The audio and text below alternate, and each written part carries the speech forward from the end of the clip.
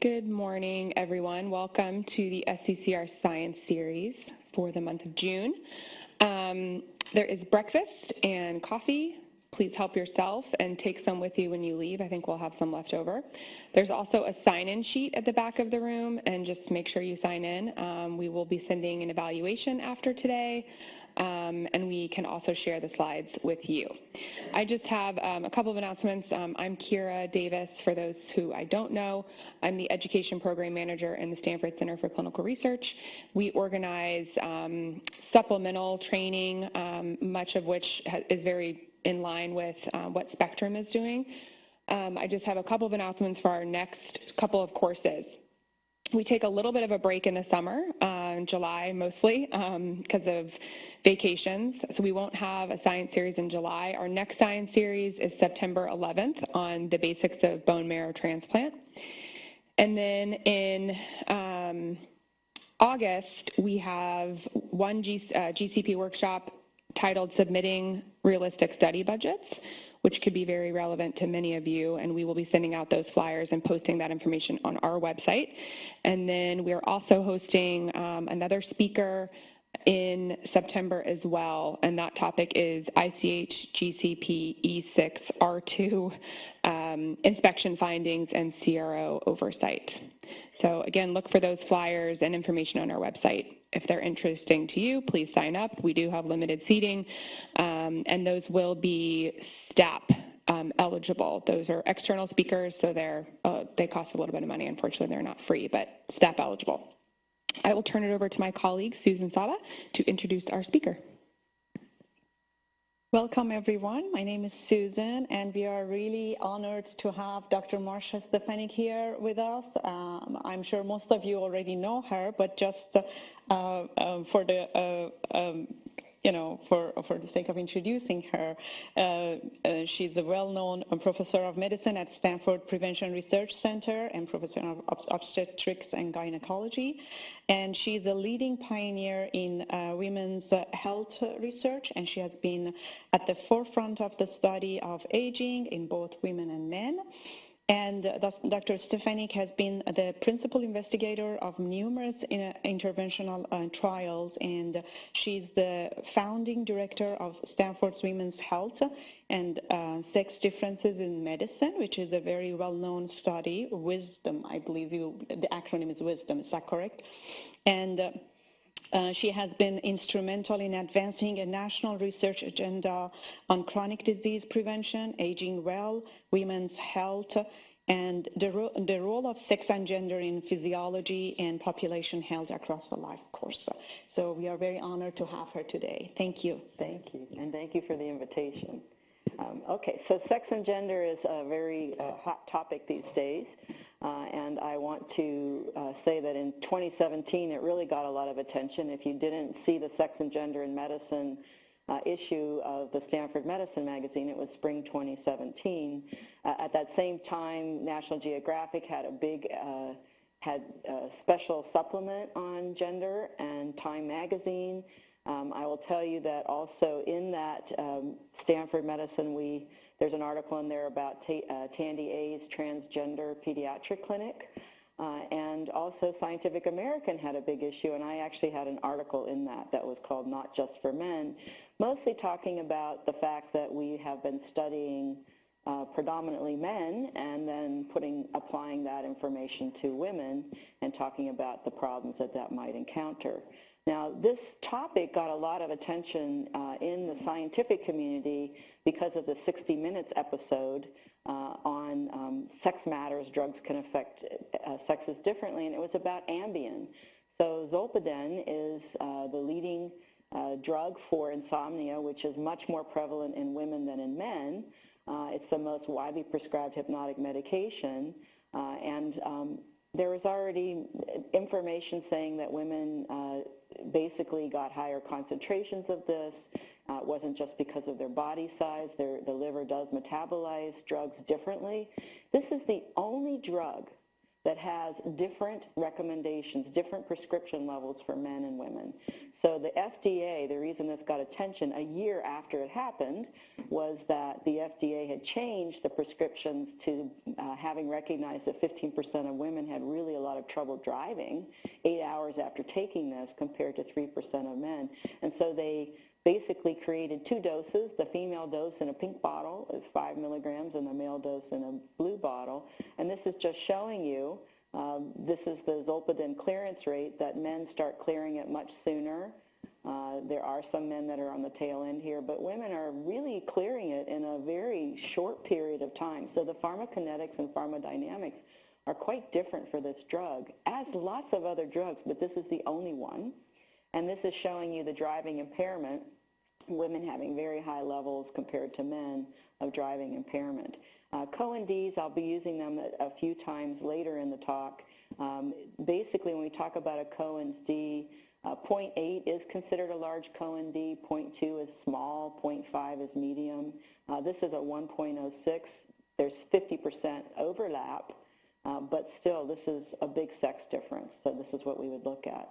Now, if you're not aware, we've been kind of focusing on this for at least 10 years. So this is a paper that was written in 2010 by Irv Zucker and his colleague Barry. Zucker is from Berkeley. I've known him since I was a graduate student. And they were reviewing the literature. These are all journals, the top disciplines in the various journals that they did. This is looking at non-human animal research and basically showing that the vast majority are in blue, which is only male animals. I will tell you 80% of those are rodents, so we don't have very much data from other animals. The red is where it's female only, and the one area where there's a lot is in reproduction. So that's the one place that we've studied women very nicely, is in reproduction. What we really want is to have more purple, which is blue. The purple is that you have both males and females, and you can actually see, is there a difference or not, or are the data the same for both groups? Behavior is the one place where a lot of publications have both, zoology, but I'll show you that immunology has the worst. Particularly is that they don't even tell you what the sex is. And I'm going to tell you now, and I won't be able to tell you all that I would like to tell you because I teach 7 courses to try and deliver all this information, is that immunology is very different between males and females. Females have a much more robust immune system. They clear viruses much faster. You need a lower vaccination to get them to respond, but they also then get a lot of more autoimmune diseases. So we have big sex differences in the immune system, and our basic science has not really delivered the information we need. It's a little better in the human research categories, more purple, but still only 60% of all the publications had both sexes. Very rarely did they disaggregate the males and females. They usually tell you in a table 1 what percent of the population are females, and then it's up to you to figure out, does that really help you understand anything? And I'll say the same thing is true of race ethnicity. We hardly ever get the breakdown by race ethnicity. Usually we don't have big enough numbers, but in a lot of these cases we have the numbers, and we could be looking at these data. The place where this got a lot of attention was the fact that these drug studies really had some problems, and what they saw is that phase 3 trials were failing because of these adverse reactions in primarily females. Basically 8 out of 10 drugs that had to be pulled off the market were because they had really adverse effects on females that had never been tested in the animal work or in the regular work.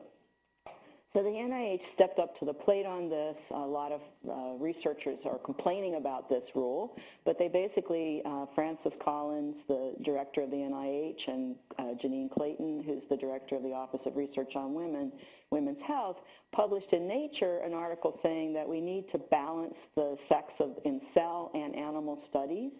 I will just tell you that they did an update on this in 2015 where they announced that, yes, you do have to consider both sexes, but they didn't actually go as far as saying in cell studies, and the reason was that they found out that they didn't know what the sex of the cells of the NIH cell lines were. They were so contaminated. So our basic science is really in bad shape because we haven't really done a good job of keeping that straight. But they basically said that you have to consider both sexes, and you should disaggregate all the data, and that as of June, really it was January, as of June 2015, they really expected you to start to think of SABV, sex as a biological variable, in all research designs, analyses, and reporting in vertebrate and human studies, so not cell studies, and that you really had to get strong rationale for why you did not have both males and females, which is going to get us into a little bit of a question later when we start to talk about the non-binary.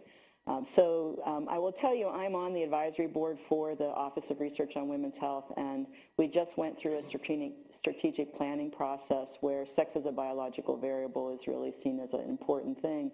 But I'll also point out that they changed the title. Instead of being Women's Health, in this strategic plan, they wrote the health of women, trying to make it clear that it's not just about reproductive health, which is what people generally think of when they think of women's health. And so there is this desire to start to realize that, hey, women get heart disease and cancer and immunology problems and all kinds of other things. It's not just that they have reproductive health. Big problem in the global health scene, by the way. So this kind of actually goes all the way back to 2001. So the historical roots of sex and gender came from what was then the Institute of Medicine. It's now the National Academy of Medicine. They pulled together a group of people to look at whether sex matters. And so they came up with this publication, Exploring Biological Contributions to Human Health, Does Sex Matter? In there, they define sex as a biological quality or classification of sexually reproducing organisms, generally male or female, according to reproductive organs and functions that derive from the chromosomal complement. And they distinguish that from gender, which, by the way, was a word that kind of really came into the English language or came into the common vernacular in the women's movement when women were saying, you have to think about all the things that are happening to me that aren't my biology. You're just treating me differently. So we talk about this all the time now in lots of dimensions, but that's where gender came up, that it really is about the sociocultural factors, not the sex. And so lots of studies say the gender of my cells is. It's like, well, no, your cells have no gender.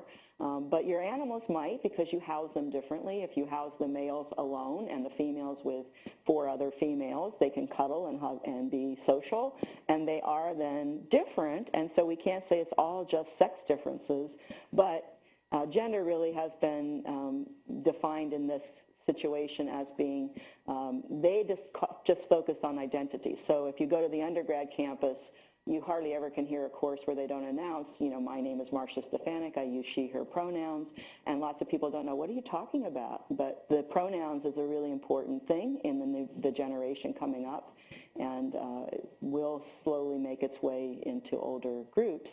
But this is how you perceive and present yourself. I will say that a really important statement in this book is that every cell has sex, so cell researchers should be telling you the sex of their cells. An XX and an XY cell do not behave the same way, and so our basic science is flawed because we don't even know what the sex of the cells are. I am going to recommend this Gendered Innovation website, and I'll be telling you a little bit more about it in a moment. In that website, we go a little further, so it's actually Londa Schiebinger here at Stanford who created this Gendered Innovations project, and I'm got, fortunately, one of the co-directors with her. We talk about gender norms, so independent of how you identify, people are going to be expecting certain behaviors from you, and we talk about masculine and feminine behaviors. These arrows are going inward, but this case would be all the arrows would be going outward, that inward is right, the social expectations on this individual in the middle of the circle. So this is the socio-ecological model of those of you who are public health oriented, where we realize there's all these factors on the individual, from your workplace, from your family, from your institutional policies, your state laws and federal laws, the national culture, the global culture, are affecting that individual mostly because of how they look. People are making a judgment about what your sex is, whether you're male or female, or what your gender might be, so that's a gender norm. And then we have gender relations that, depending on what that idea is about your identity or what your identity is, people interact with you differently. And this is something that we're very, very clear about. And it's also true of race, ethnicity. It's also true of sociocultural factors. It's true of a number of factors where people are judging you, acting with you based on how you're dressing, how you're wearing, what you're wearing, and things like that. So when we talk about sex, it's something that we usually assign at birth. And most people are, think about an XX as a female and an XY as a male. I do want to make the strong point now that the X chromosome is not a female chromosome. There is no man alive that does not have an X chromosome. It's absolutely vital for life. We don't need a Y chromosome to be alive, but a Y chromosome does have particular genetics on it that play a big role in affecting how the gonad will develop. And we talk about the SRY gene, the sexual region of the Y chromosome, and a particular area, the SOX, that's going to have a role to play in how the fetal testes is going to function. A lot of biology books talk about the ovary as a default. And that's insulting to a biologist because there's a whole bunch of things that have to happen to get an ovary. You don't just get an ovary because you don't have an SRY. And so we'll talk about that as we move on.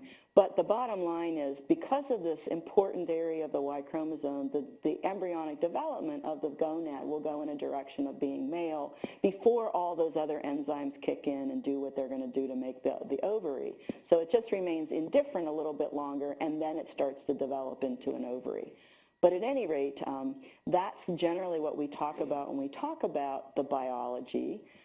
I will tell you that once the testes starts to do what it's going to do, including to produce testosterone, there are changes that happen in the brain, particularly in the neuroendocrine system, which is what I studied in my doctoral work, so that we can regulate how those gonads are going to work. Whether there are lots of other changes that happen in the brain is purely speculative and not very easy to study, because by the time you study a person who's an adult, they've already had gender acting on them their whole life. Of course their brain's going to be different if you're a male and a female. And we'll get to that later in the talk after a little break.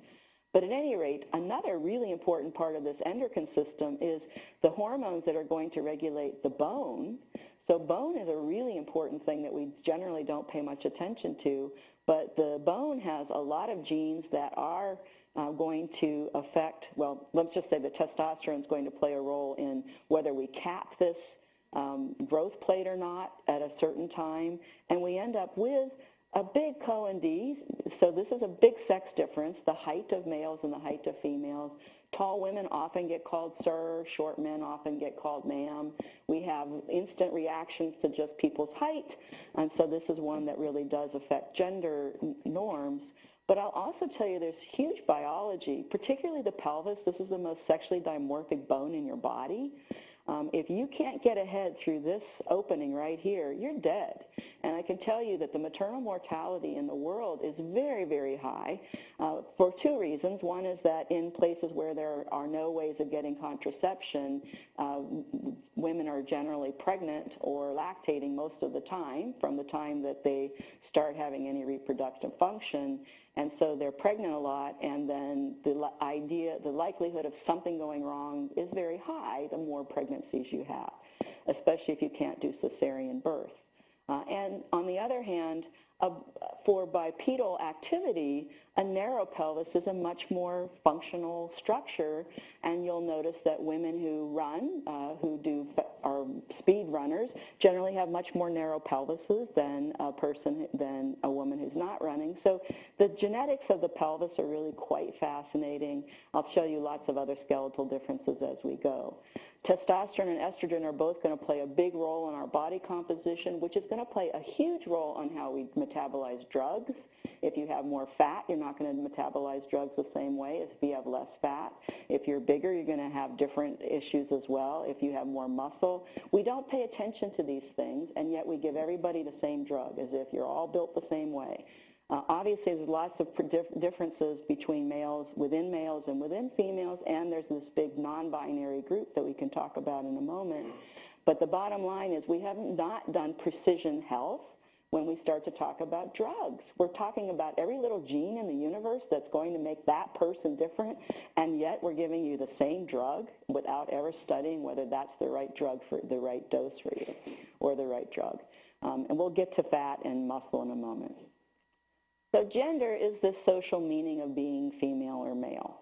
The reality is I have no idea what the genitalia of these two people are. This could be a woman and this could be a man, but I'm going to guess that everybody's going to believe that's a woman and that's a man.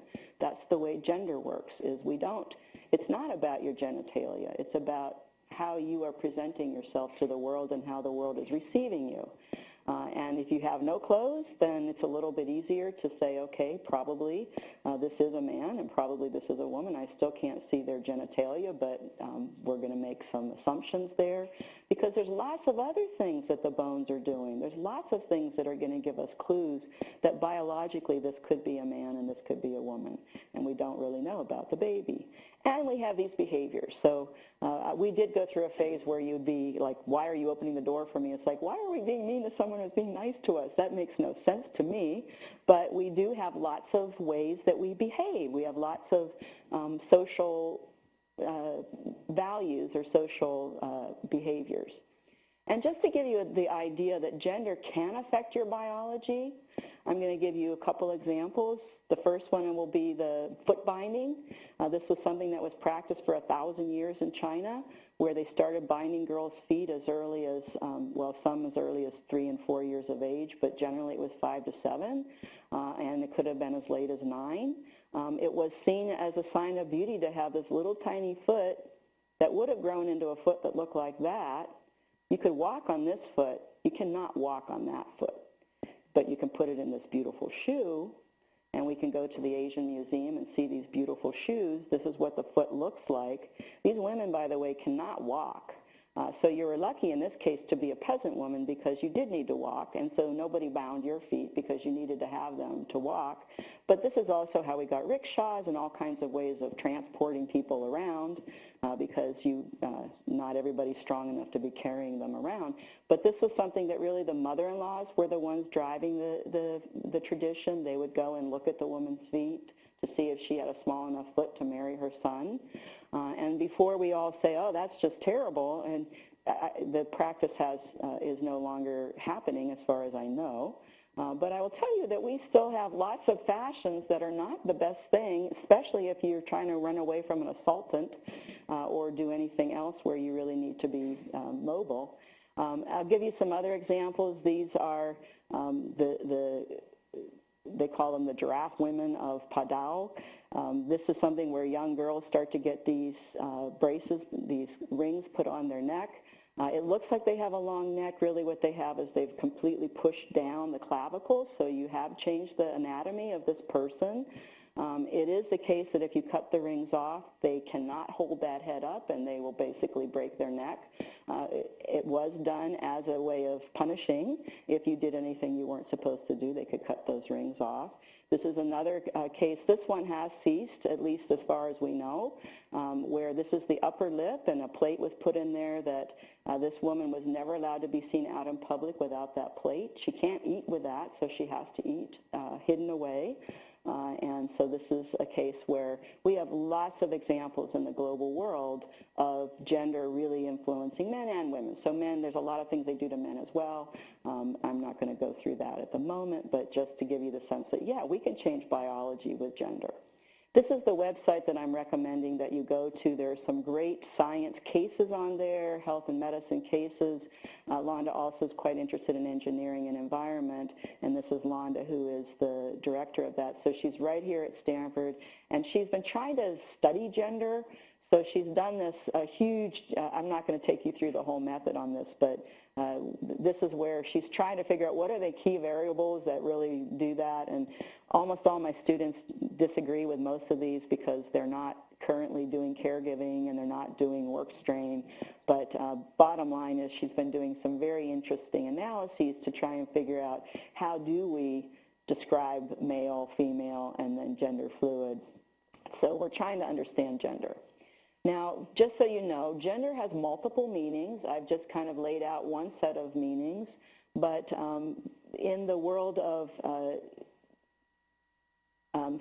sexual orientation and gender identity, so SOGI, where we're really trying to get the sense that recognize that we're not all cis, heteronormative, blah, blah, blah.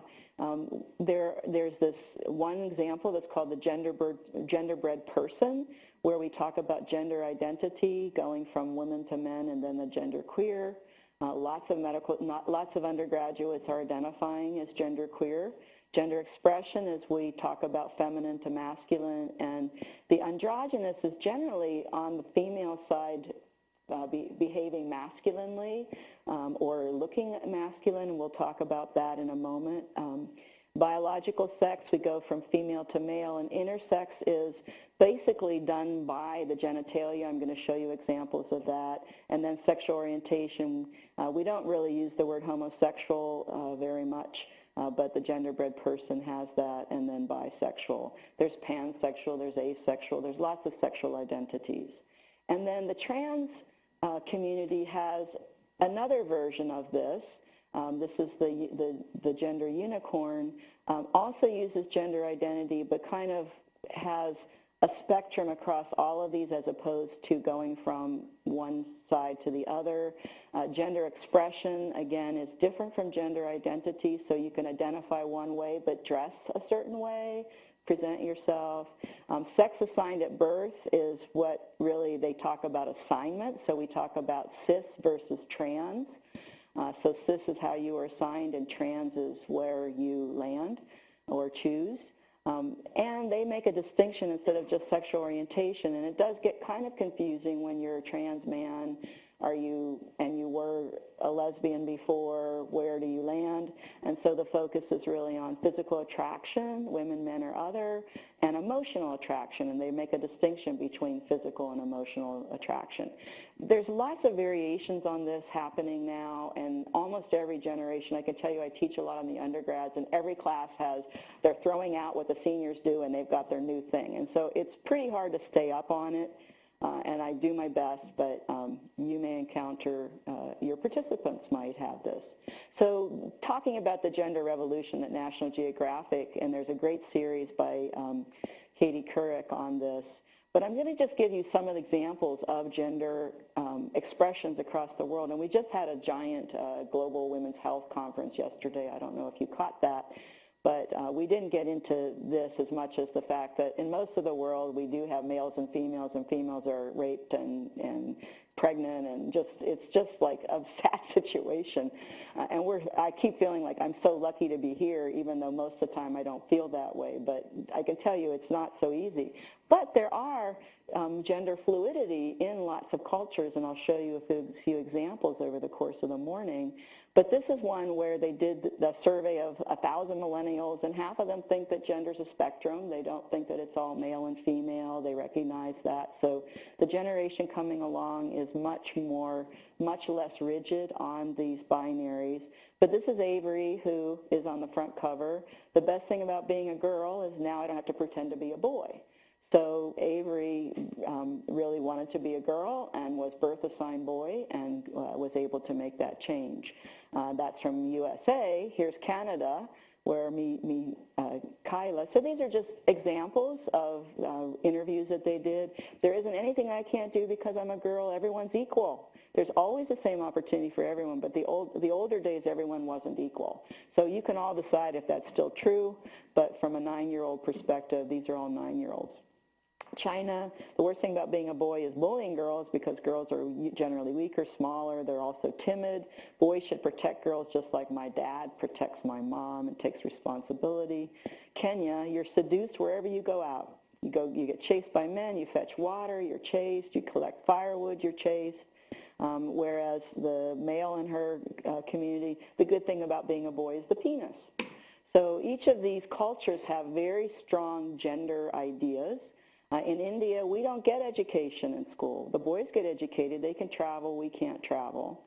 I can tell you they also, when they're menstruating, they're not allowed in the house. They have to be out on the porch in most places. They don't have toilets in the homes because of cultural reasons. The men can go anywhere, but the females actually have to walk quite a distance. They get raped on the way. So we have lots of gender problems in the world. Fortunately, we don't have these kinds of well, we do, but not that kind of problem. And they also, by the way, don't have menstrual pads and tampons. So there's a lot of things to realize about the world that I got a lot of lessons yesterday. Okay, so here's Israeli settlement. Being a boy, you're stronger. You can lift things like refrigerators. As a girl, you have to comb your hair and put on clothes and make sure you're modest and everything. I like being a girl because girls take better care of themselves than boys. The Gaza Strip, boys play with each other and girls play with each other. They play something different from what we play, and we play different from them. And then China, sometimes I secretly help my older brother. My mom whacks me when she finds out. She says, those things make your hands callous and you become ugly. So just kind of just a real quick escape to just think about how much gender is affecting the world. This is South Korea, where this particular photographer just was kind of recognizing, God, my daughter only has pink. There is actually another picture that I'm not showing you, which is a child. The older you get, the more you start to go to purple, and then you have more pink ends. So, but I just, to make the point. Okay, let's go back to biology. So I'm going to just make the point that this is just reproductive stages for females. We'll show you one on males. It's not going to be quite the same. But to make the point that you can be XX, you can be XO, you can also have a Y and still be a female. We'll talk about that. When we go through puberty, there are stages that we talk about. The Tanner stages were originally created for females, and then they were applied to males as well, and I'll show you that. Females are really different because they do have menstrual cycles and they do get pregnant. And pregnancy is a huge stress for your cardiovascular system, so there's a lot of challenges that women get, and not all women get pregnant, so there's differences there as well. You go through menopause, we'll talk about that as well, and then older age. And I can tell you in most of the world, including here, older women are kind of just discarded, whether you're talking about Hollywood or whether you're talking about lots of things. So the one great place about being in science is that it is a place where you can age a little more gracefully and get some respect along the way. But in the rest of the world, once you're not producing babies anymore, and especially if you become a widow, you are really in a very different world than men. Okay, so how do you become a female or a male? We usually talk about the chromosomes. So we talk about X's and Y's. I think all of you know that the male sperm have Y's and X's. The female egg only has X's. The X can come from her father or from her mother. And the Y can only come from the father's father, and the X can only come from the father's mother. So there's some variation that we could talk about there that we won't get into. But there's a lot of other stuff going on chromosomally. Why is it that those switches are so powerful that testosterone does affect almost every one of those chromosomes, and so does estrogen? But the X chromosome also is quite important, and I'm not going to take you through all of that biology, but it's really quite fascinating. Again, there is a very powerful gene that's going to trigger the testes to start to develop before the ovary develops.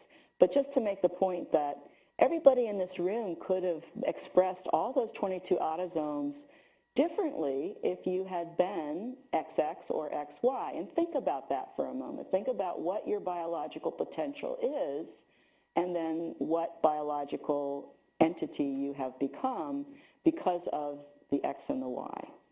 And I also point out that when we talk about the X and the Y, fertilization happens very quickly after ovulation. So the sperm have made it all the way up to here. That's where the fertilization happens. So we could be having this, this can't be, this is X from the female. I'm sorry, I have to fix that. But I'm calling it the paternal X. So this is the father's X and the father's Y, and then the possibility of these other X's. But the point being here is that you get fertilized, and then these cells start to divide right away. And on the way, before you get to this blastocyst stage, so I'll point out that this is not an organ. It's anyone who knows embryology, you know that now we're creating a uterus, we're creating a placenta here, and this is all going to eventually be the embryo.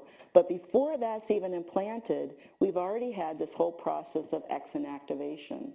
So for the females, one of these X's is blocked out in every cell clone, and other X is blocked out, so that you end up with every tissue in this structure is a clone of either the paternal X or the maternal X. It's all maternal X, but from the father or the mother. So there's different X's, and the consequence is that identical girls are not as identical boys because they could have very different clones.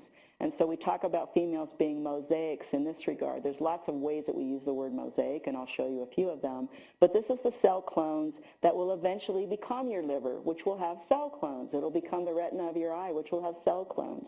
And so that when we talk about that, most of us have talked about the calico cat as the example, where you have these different cell clones that will present as either orange or black on the cat. Almost all calico cats are females because this is the XX expressing itself. About 1% end up being an XXY, or so that you can still see that pattern. But other things that we're very aware of are all of the differences that are happening in our biology. So as I mentioned, the retina, in the case of color blindness, the blue receptor is not on the X chromosome. So blue color blindness is not related to X inactivation, but red and green are. And so I don't know if you can see the 29 and the 45, and I'm not sure what that is, and the 26, but if you can't, you may be colorblind. And the interesting thing is to realize that one reason females can do that is that some of the clones work and some of the clones don't work. And so they still have something that works. Now, a very interesting thing is it turns out that about 3 to 4% of females, and it could be also true of Klinefelters, because XXY, they could have the same thing, but about 3 to 4% see super red, because it turns out that the red cones actually come in 2 wavelengths, and so you can actually get 2 variations on that. So it's something that we're aware of. And then I think most of you are aware that hemophilia is an X-linked problem. Queen Victoria had a son that died at 30. She had 9 male offspring that passed these on. The daughters passed it on to the males. None of the females were affected. So these X-linked diseases we have lots of them, and I'm not going to take you through all of them, but just give you an example. Another thing for why sex and gender matter, well, this is really why sex matters, is if the placenta, remember, is also XX and XY. So the placenta, it does have a sex, and what we've been learning about that, and this is a really important part of our immune system, we're getting data now to suggest that male and female fetuses may actually employ different placental strategies to deal with stresses that the mother is experiencing. So if the mother has some stressor during pregnancy, the evidence is starting to suggest that the male placenta responds in a way that will favor the growth of that fetus over other things that could be happening, whereas the female placenta, the XX, is not so focused on the growth of the fetus and more focused on protecting the nervous system and protecting other things, so that we end up with this very interesting situation that males are much more likely to have neurodevelopmental disorders. That doesn't say that most males do. Most males do not have neurodevelopmental disorders, but things like autism are skewed in the direction of more males having them. There's a difference in terms of what type of schizophrenia, whether it's early onset, predominantly male, late onset, predominantly female. We'll talk about these eating disorders later. Well, I'll just say it now, is males are just underdiagnosed because we've been using menstruation as the way to define eating disorders, and we have lots of eating disorders in males as well. So they've changed that in the new DSM. I'm sure you're aware that we don't use menstrual amenorrhea anymore as a criteria. But depression is something that is much more common in females. These are more psychological. For the males, they really have these neurodevelopmental problems at higher rates that we do attribute to this placental development. Males are also more likely premature. If you're not aware, if you go to the NICU, 3 out of 4 babies are males. So this placental thing is something that's only recently been kind of on the radar screen, and we'll be understanding what role it plays in precision health as we go on. I'll also point out that this in utero, that fetus is giving off huge amounts, the male fetus is giving off huge amounts of testosterone.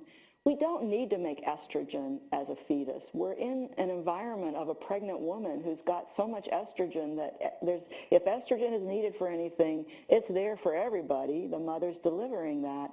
But if you're going to need testosterone to start to make some distinguishing factors, you need to have this fetus doing that. So there's a huge amount of testosterone, but also that gets converted to estrogen. Then if you're not aware, after birth, within the first 12 hours, the hypothalamus kicks off this big response to get the ovary and the fetus, the testes, to secrete hormone. And there's a lot of testosterone that happens in the first 12 hours after birth up to the next 3 days. And then it's a little bit more gradual, but that's also converted to estrogens. So there's a lot that goes on in that first 6 months that we haven't studied very well to understand what is the effect of these hormones on the brain, on the body. We do know that it has an effect on the bones, and so we'll come back to that. But then everything kind of quiets down, and there's no hormone produced until puberty. And we'll get to puberty in a moment, but this is males. They do have a slow decline in their testosterone levels. Some people start to call this andropause. We do know now that the sperm aren't quite as functional, even though you can continue reproducing. We know that older sperm are causing problems with autism and a number of things, so that's a new area that's being investigated, including here at Stanford. But women go through menopause, so there are a lot of sex differences that relate to that have an influence. Now, this particular graphic does not show you the menstrual cycle, which is we'll talk about in a moment too. So I'm going to go through just a little bit of embryology to get so we understand that even though we're assigning sex, there's lots of variation. So I assume most of you have biology and know that we start out with this indifferent structure where we have everything. We have all the equipment we need to get a testes, an ovary. It's the same thing, but we're going to go one way or another. We have all the plumbing we need to be either male or female. And at 8 weeks, the fetal testes starts to give off testosterone that is really important in maintaining the Wolffian ducts that will become the seminiferous tubules. And it gives off anti-Müllerian hormone, which is going to get rid of the female ducts. And so we'll end up with no Müllerian tubes, and we'll end up in the female without that testosterone. We'll keep those because we don't have a testes, but we're going to get rid of the male structures. Now, I will tell you that the fetal ovary produces huge amounts of anti-Müllerian hormone after this happens. So it's not just, it turns out to be one of the most important hormones for regulating the entire menstrual cycle system because it corrals the follicles. So it plays a huge role, but it's called anti-Müllerian hormone, even though it's one of the most important hormones in females. But that's how biology is. We name things based on one function, and then we start to not realize that it has these other functions. There's another hormone secreted by the testes that plays a role in the descent of the testes. I will tell you there's got to be yet another thing because the fetal testes is very vascularized and the fetal ovary is not. So there's something like VEGF that's being secreted from the testes as well. The people who really have been studying this were the prostate cancer and the testicular cancer people. That wasn't the embryologists. But we're going to need to get that testosterone out through that fetal body. So we've got lots of blood vessels ready to take that testosterone on through the system. When we talk about the testes descent, we have to drag this testes from way up here above the kidneys all the way down through the inguinal canal into the scrotum because sperm just really can't live inside the body. That said, about 3% of boys are born with undescended testicles. It is a problem for testicular cancer later in life, so they try and pull those down. Lots of kids are born with them stuck in the inguinal canal. So these are just variations on the theme. There is a special structure called the gubernaculum that actually aids in the descent, so it pulls the testes down into the scrotum. It actually is there for a little while in the ovary as well because you have to pull the ovaries down a little bit from where they started. It's there for fetal development, then it disappears. We don't have a gubernaculum later. So we're going to go, so we end up going down this path. Essentially, the male organs are pulled outside the body. The female organs stay up inside the body. Okay, so the next step is we have bipotential genitalia. Nobody hardly ever tells you that you're a female or a male based on what your cells, your tubes look like. They don't know what your reproductive system looks like, but they know what your genitalia look like. So about 10 weeks, we'll get to this. Before we do that, I just want to say, you don't need to understand any of this, but the steroid path, you start with cholesterol and you're going to end up with androgens that will become estrogens. You can't get to estrogen without producing androgen. You do, once you produce this testosterone, it can go two ways. It can either become, all of these androgens become estrogens, or they can be converted to DHT, which is the powerful androgen. So these are the key things, the key steps in this genital development. We've got to basically get DHT if we're going to get a male phallus, and we probably do need estradiol, but we don't talk about it so much. Won't go through all of this, but just to make the point that we are, again, starting out with the same structure that's going to be converted either to a male or a female form. Lots of things happen in the middle, so there are lots of binary, non-binary products here. Transgender surgeons pay a lot of attention to these embryonic tissues. They want to be sure when they're doing their surgery that they've used the right embryological tissue to build whatever they're building to get the kind of genitalia that you want later. But at any rate, the point being is that we do need this DHT if we're going to get male genitalia.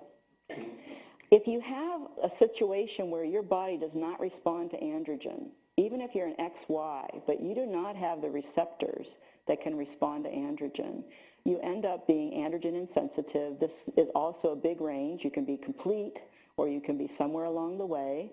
And if you don't have the androgen, you're not going to develop the male genitalia, and you're not going to develop things that are dependent on testosterone. So this is an androgen insensitive person. Later in puberty, you can come in multiple forms. We all come in multiple forms, but this is basically, you can get very big breast development as an androgen insensitive person because you've got lots of testosterone. Those testes are producing it, and you have the enzyme to convert it to estrogen, so you end up with estrogen products, but you don't have the enzyme to convert it to the powerful DHT.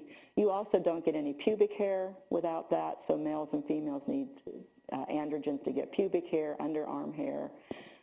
This is a person who, these are like two versions of an androgen insensitive person, and so we have lots of variations that we can have. Coming back to this indifferent genitalia, at 8 weeks you can't tell the difference. There's a kind of a phallus there. The phallus-looking thing looks exactly the same in males and females. And by the way, you have a tail at that time as well. So we pulled the tail away. We get rid of lots of things in embryology. So we get rid of the webbing of our hands, we get rid of the tail, we get rid of the gubernaculum. So there's a lot of things that we don't need as we move on. And testosterone is going to be converted to DHT by 5-alpha reductase. And you can actually, now you can do a blood test at 7 weeks and find out if it's male or female because you can actually get the testosterone by 7 weeks. But we don't do that too much. We usually do ultrasound about 18 to 20 weeks. And they're looking for, oh, I guess I lost my arrows, but they're looking for a little phallus or no phallus, and they come up with a diagnosis of male or female. So generally, DHT, you're going to end up with a penis, and if you're XX, you're going to end up with a vagina and a clitoris, or if you are insensitive to androgen, you'll have the same situation. But there's lots of things in between. So if you had some situation where your body was producing a lot of androgen, or the mother was producing a lot of androgen, or the mother took a lot of androgen. So children that have, babies that have congenital adrenal hyperplasia, where their adrenal glands are producing androgen, or the mother took androgen, and you can get those, you can get testosterone or androgens. Then you end up with a masculinized genitalia that will be something in between, and so this is often called intersex. There's a big ethical dilemma, like do you want your child to look normal? So do you do surgery, or do you let the child decide? More and more physicians are deciding that the child should decide and not the parent, but this is still a dilemma. I think all of these things are dilemmas for parents. And then there's this other very interesting situation where if you don't have the 5-alpha reductase to get the DHT, then the genitalia will also look female, and it can be anywhere along this line depending on it. But the interesting situation is that in this case, there's so much testosterone produced at puberty that they actually do then at puberty develop they go through the pubertal steps of getting a testes elongating and our penis elongating, and the testes start to grow. And this is actually called the Guava. So the Guava is this group of people that we've known about them since the 1970s. Obviously, they've known about themselves for a lot longer than that. This is where the Dominican Republic is. I should get rid of the rest. I'm going to show you these other ones that are third gender in a moment. But basically, there's this very interesting show you can, or documentary you can watch on the extraordinary cases. So these are 1 in 90 males have this particular problem. It's not just the Dominican Republic. It's also in several other places where they are lacking that particular enzyme. And so they're born, the culture knows that this child is not really a girl and not really a boy. They can predict that they will, at puberty, become males. And so they call them a third gender, the Guava, which is penis at 12. So basically, I'm not going to say more about it, but there is a fictional book, if you want to read it, Middlesex, that talks about this. And we'll come back to some other ones. Now, I'm just going to say, I'm not going to go through all the variations, but there's so many things that can go different from what we call the normal system that we know about because of reproductive fertility issues. The uterus is actually formed from the caudal regions of the Mullerian ducts, and then the vagina is formed by both the caudal portion, the cranial portion of the Mullerian ducts and the caudal portion of the sinus. And by the way, that transition zone is the zone that later becomes the hot spot for cervical cancer. So if you're not aware, there's a transition zone that is where the cells really function differently, and it's because of the embryonic roots here. You can get lots of variations on what a uterus is going to look like because of this doesn't fuse that way. You can have a completely separate opening. Kangaroos do, if you're not aware of that, and the males have a forked penis that can go into both holes. But women have septums. There's all kinds of variations on these themes. When we talk about the genitalia, you can have differences in how your clitoris and your labia look, and you can have little lumps that feel like testes. Hypospadias is something that also is an ethical dilemma. Do you need to do surgery if the opening of the urethra isn't at the top, if it comes somewhere along the bottom, because you have to fuse that up?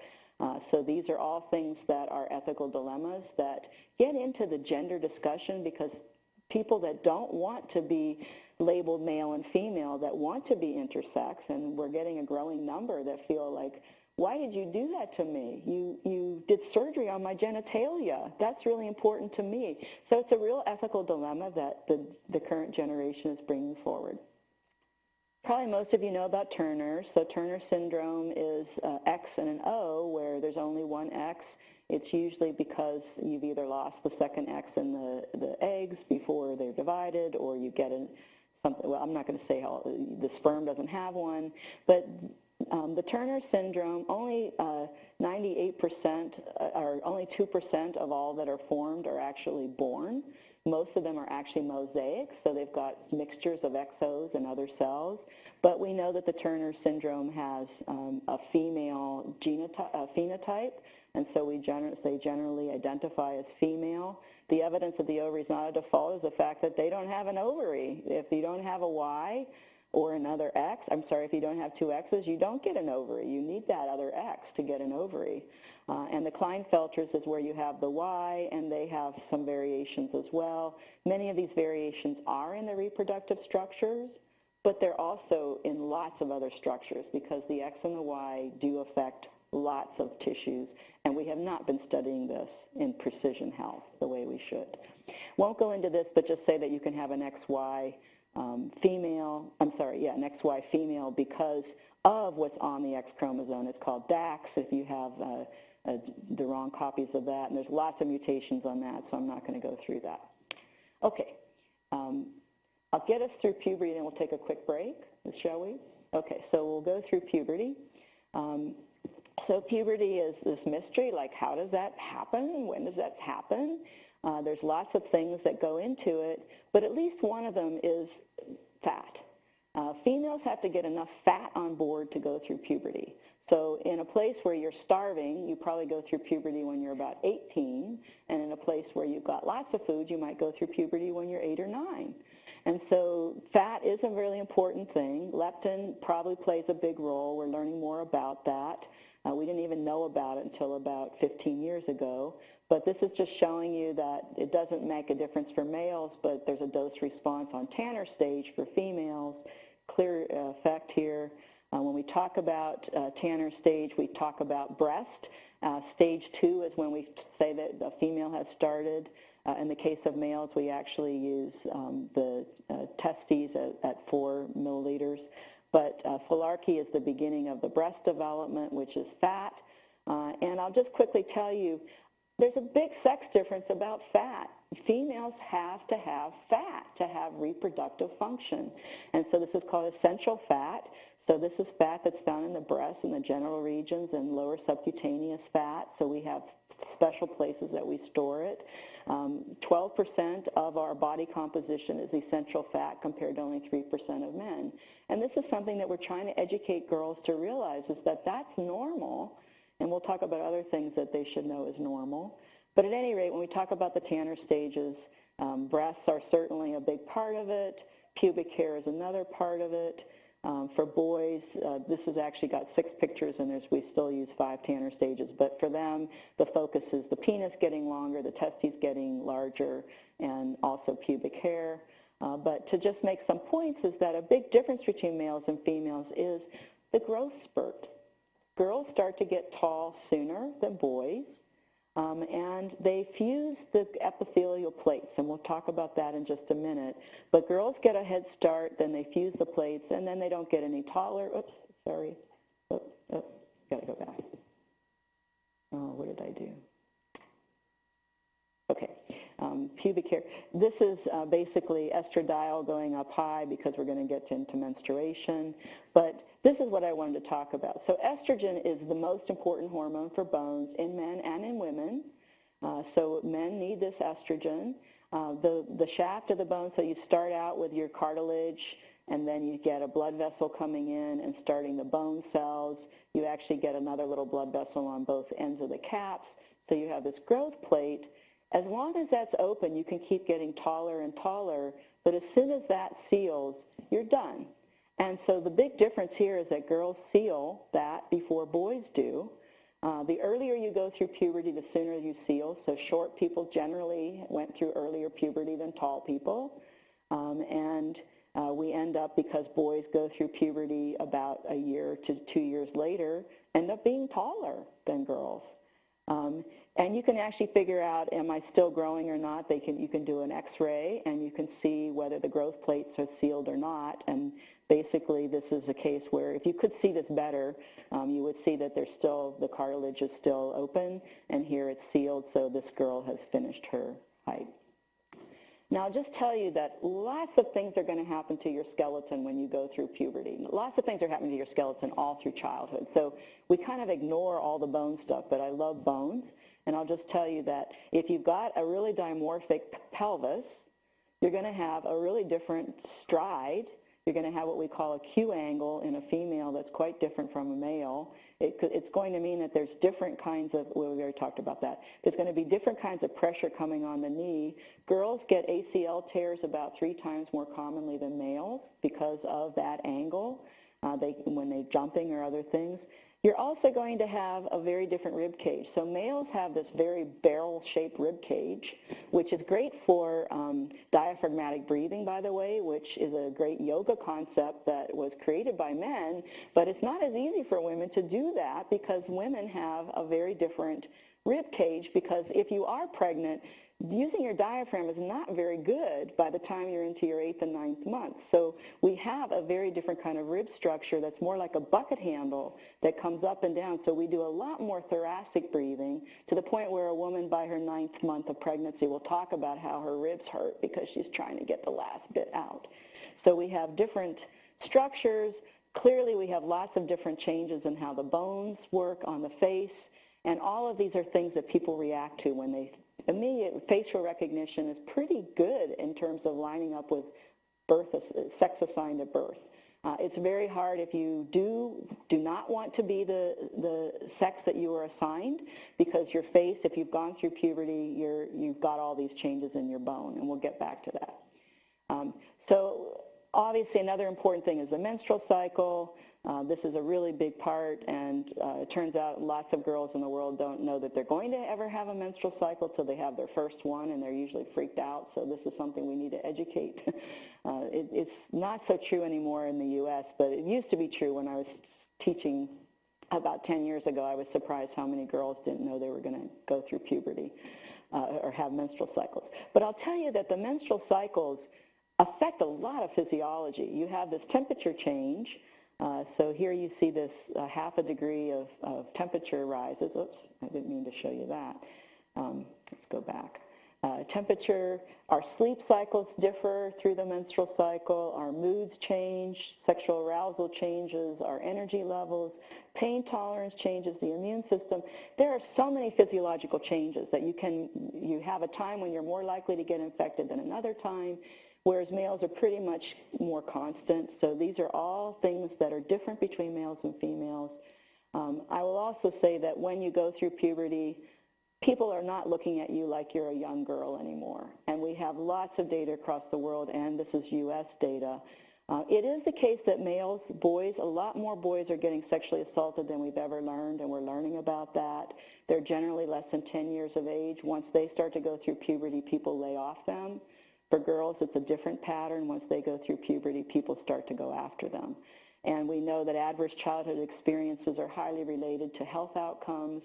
So these are things that we need to start to pay a lot more attention to. What is happening to our children? And, are they different for males and females?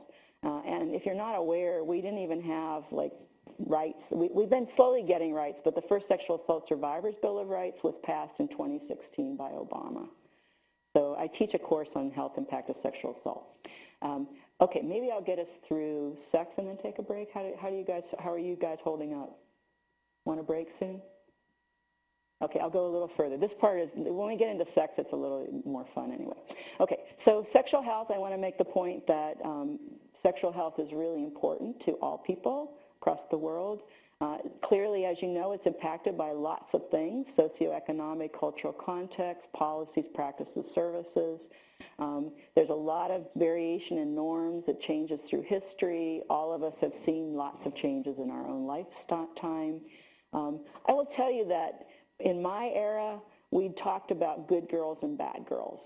And I think that's still there, but this was Ms. Magazine, if you never saw that, but Gloria Steinem came out. There's a great movie called The Basis of Sex about Ruth Bader Ginsburg fighting all these rules, and she talks about this. But basically, we live in what I consider a sex-negative culture, and it's gotten better. But as long as girls could get pregnant, it was something that we had to see as being a problem. And so a lot of changes happen in countries where you now can be safe and have sex and not get pregnant. In that sense of safety, you still could get STIs.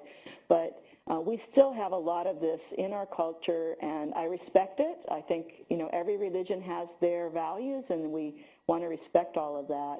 But it is the case that we could be talking more about diversity and sex positivity. This is Gilbert Baker, who created the flag for the Pride Parade. They actually got rid of one of the colors because it was too expensive. This is like a 2-mile-long flag, but he died a couple years ago, so I'd like to tribute him. But the bottom line is, this is something that women were not really supposed to enjoy sex, and this is something that I think has really affected a lot of our patients, a lot of our people that we talk to. This biopsychosocial model is making the point that it's not just biology, it's not just whether you can get an erection or lubrication or whatever, but there's a lot of psychology. If you're anxious, if you're depressed, if you've been raped, you've got horrible situations, interpersonal, how you relate to that person, sociocultural, all those values, all of these things are part of this. And even though that was from a female response, it's true of males as well. I don't think that we have a very good sex education program, and it affects men and women differently. The whole sensory system, we could be spending a lot more time, instead of always focusing on genitalia, we could really be focusing on all the other things that really make for a good interpersonal relationship or a relationship with yourself. That's okay too. I'm just going to make a couple quick things and say that a lot of students are, now they have the internet, they're looking on the internet and they don't think that they have the kind of vagina they're supposed to have. I think males are doing it too in terms of, is it big enough? And so this is just kind of saying, artists are trying to go after this. This is an artist saying, it comes in all these variations. All of these are normal. All of these are beautiful. This is an artist who's done this whole panel, and I'm sorry this is cut off. I'll fix it and give you a new set because it actually has the link here. This is Jamie McCartney, who has this panel. He has 10 panels of vulva that he's created. Some of them are trans women, to just kind of say they come in all these forms and that's all fine. And then the last one to mention is the dinner party, which is Judy Chicago's piece, just saying that, you know, there's beauty in art here, instead of thinking that it's dirty, thinking it's bad, which a lot of women do in the whole world, and a lot of women in the U.S. This is something that is a health issue, and we need to start to think about that as well. So I teach a class on sexual function and diversity, trying to make people realize that this is not just, you know, tabloid stuff. This is stuff that really affects people. They've been studying it for a long time. I think most of you know of Kinsey and Masters and Johnson. But what a lot of people don't realize is that the clitoris is not just this little tip at the end. The clitoris is got the same structures as the penis. It gets engorged. Women know that, but people just keep talking about the end of it. And from the Masters and Johnson, we do know there are differences in resolution, that it's not as easy for males to have a second orgasm as it is for females. Young men do better than older men, but we don't have any differences so far in the experience of orgasm. It's a different things happen, but the psychological experience is similar. Also true of males who have sex with men and women who have sex with women. So I'm not going to go through this, but you have it. This is just where I've looked at what's common in males and females. The things that are female and male responses relate to the fact that we have different genitalia, and that's the main difference. And then I'll end after this slide. I'll take a little break. We can take a little break. And just make the point that when we talk about sex, we do have to recognize that children are very interested, and they're not just interested in how do I not get pregnant and how do I not get STIs. They want to know a lot more about how do I do this? How do I kiss? How do I do this? We kind of think of going up to maturity, and we talk about kind of the parent's age. But I would like to make the point that, again, we're trying to get physicians to realize that old people have sex, and most of their patients are old. And these data have been coming up. I'm sorry that this isn't showing this so well, but from 2007, there's lots of studies since, just showing you the percent of people, and you can't see it, I'm so sorry. I'll fix that slide. But still, females and males all the way up to 75. The reason that women start to decrease their sexual function at 75 relative to men is that they're more likely to be widows than men are. So they live alone, and how easy is it to go out and get a new partner when you're 75? I can tell you that a lot of people are figuring that out now in these assisted living spaces and the independent living spaces, and STIs are on the rise in the older population. So this is something we just have to kind of stop having this negative attitude, which, by the way, most of my students start to go, when I talk about old people having sex. But, okay, I didn't get through puberty, so then I'll get through that. And just say, back to puberty, it is the case that by the time you come through puberty, there's a lot of differences between males and females. You look differently. You had all the same chromosomes, you just ended up with different hormones, and the X chromosome is going to make a difference. All of these things play a role. These autosomes are going to decide where your fat is. So about 10% of women have fat pattern like that versus this. This is a much more dangerous fat pattern. You're more likely to have diabetes, to have PCOS, to have to get cancers, to get heart disease. Not everybody's going to be muscular, whether you're a man or a woman. That's going to relate to all this other stuff. what kind of hair you have is going to relate to all this other stuff. So we have like these ideas of what we're supposed to look like, but we have like so many options of what the male and the female form and everything in between can be that we have to pay a little more attention from precision health perspective. And how we're using our body. If I always have the man carry something for me, how muscular can I get? And so we have a society that, yeah, I've got muscle if I'm a male, but I could get a little bit more if I picked things up and carried them around. So this is the stuff we have to kind of pay attention to. And to just kind of make the point, we come in all kinds of shapes and sizes. I couldn't find good female versions, so this is just the male version, but there's a mesomorphic pattern, an endomorphic, an ectomorphic. We know this from the Olympics big time. Like, you know, and just to show you, these are all Olympic athletes. This woman is a gold medalist in the Olympics. That's the right body for her to do what she's doing. And so we come in all shapes and sizes. She's as fit as she's ever going to be. It's hard to tell because you can put fat on to all of these body types and you can lose it. She may have lost too much now. I don't know what her body type really should be. But the bottom line is we really have such narrow definitions of what males and females can look like. There are just as many mesomorphic females as there are males. Same allele distribution. There's just as many endomorphic males as there are females. The difference is if you get testosterone, you get to have more muscle, and if you get estrogen, you have more fat. But it's on the same otherwise allele structures. And so let's pick up from there. Let's take a little break, and then I'll tell you about puberty blockers. So 5 minutes? Okay, 5 minutes. And I'm happy to answer questions during the break.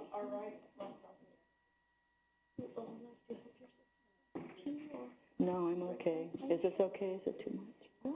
Okay. Hi. Hi. I'm Danielle. I'm one of the clinical research coordinators. Oh. And just like, I'm so excited hearing everything you're talking about. Oh, you'll like the next stuff too then. Do you, How do I turn this off so no one hears us? I'm not sure how to turn off. I'll just put it over here.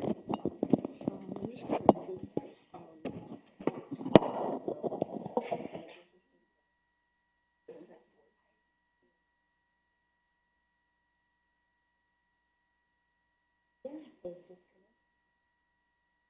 So we have a clear health course.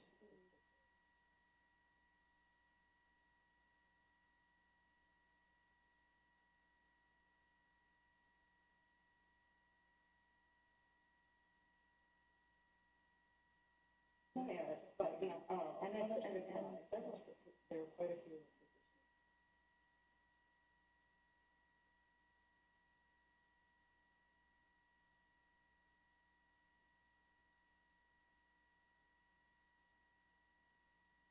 I was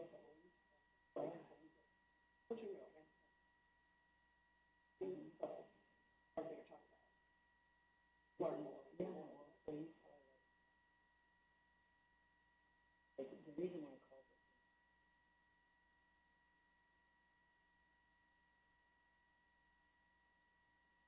it interesting. The undergrads are so, they're just pushing. Oh, if you stop talking that way. Oh, I don't know how it is now. I get a mixture. Those are small.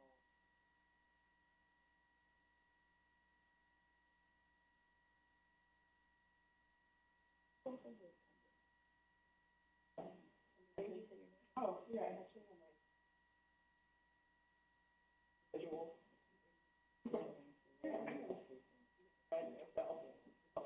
Well, in our wisdom center,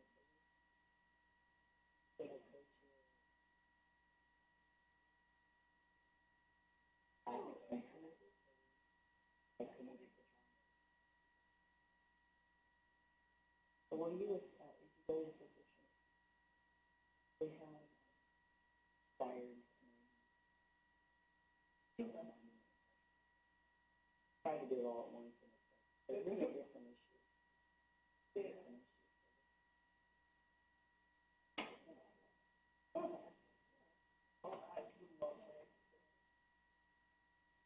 can tell you all the stuff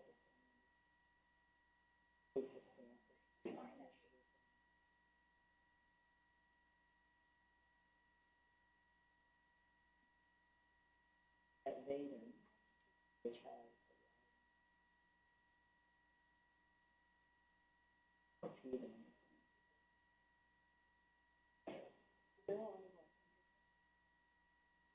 we have a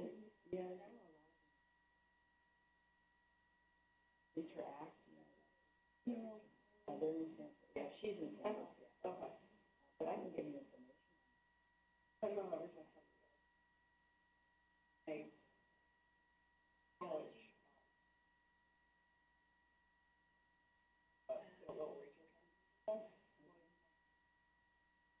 It's in Columbia. Well, there was a person here, Katrina.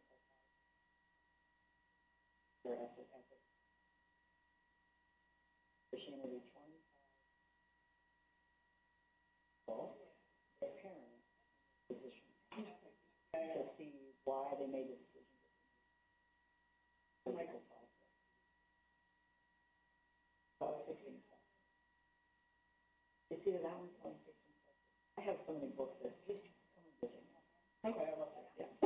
I'll give you my card too, and then I'm going to start up because I always have way too much. I always think, oh, there's so much. Should add more stuff. Oh, gosh. You can make this a whole day. Yeah. So. Well, as I said, I teach lots of classes. Yeah. It is. Thank you. I really appreciate that. Yeah.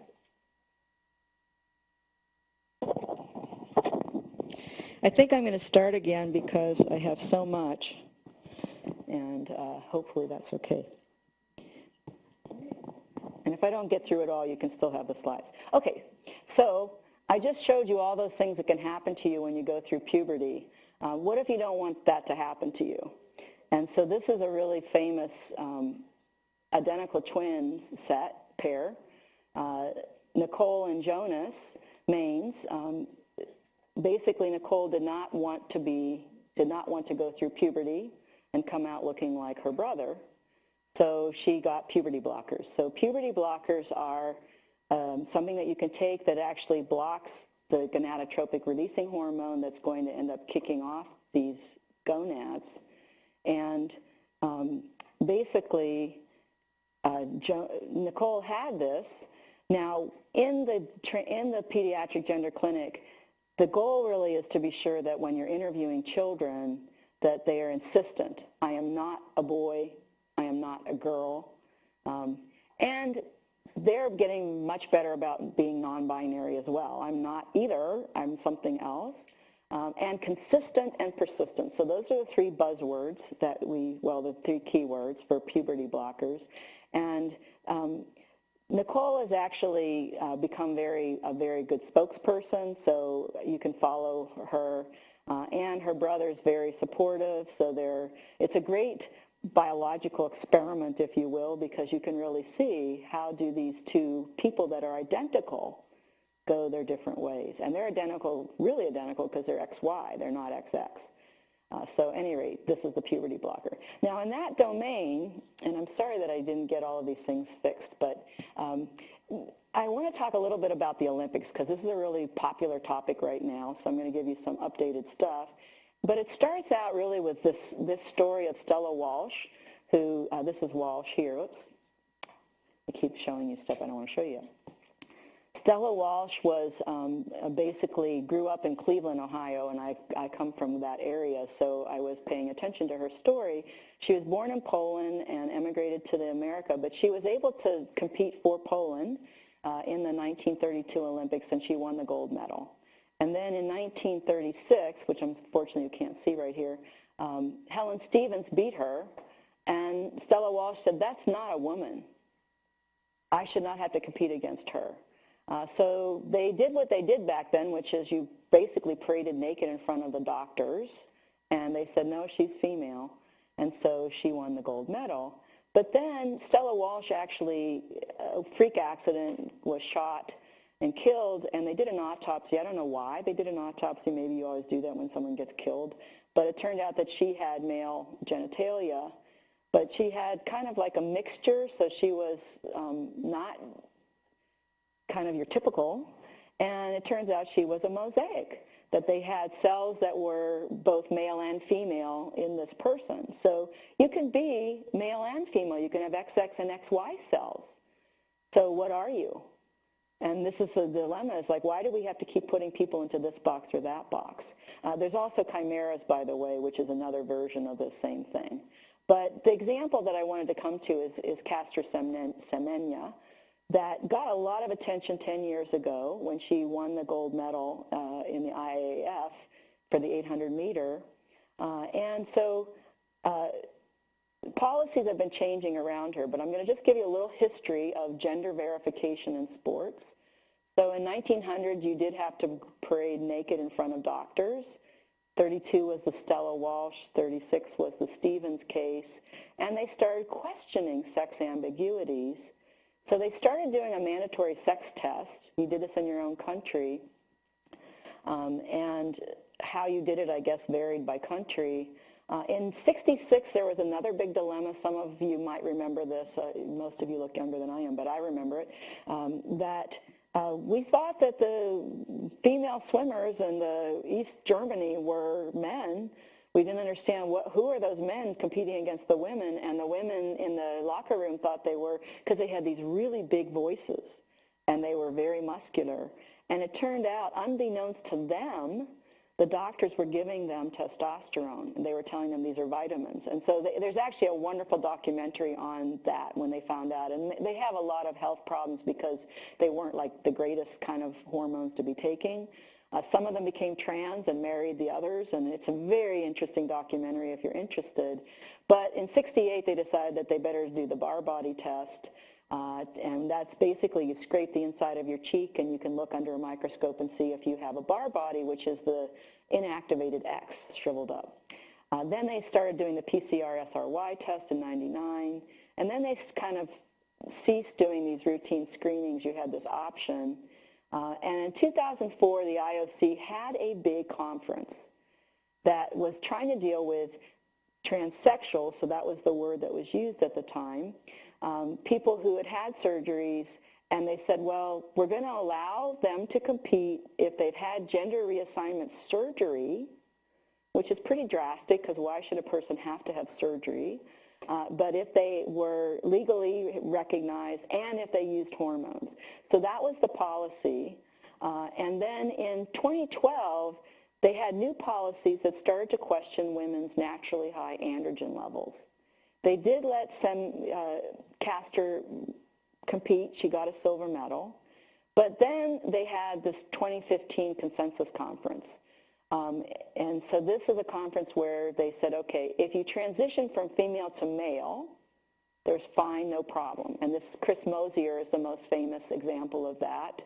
So Chris is a triathlete who was obviously doing a really great job as a female, but really felt strongly that he was male, and so he basically underwent therapy. He actually was on the Nike advertisement, so Nike really stuck out and said we'd support him, and they put him as a feature character, feature whatever you call people in ads.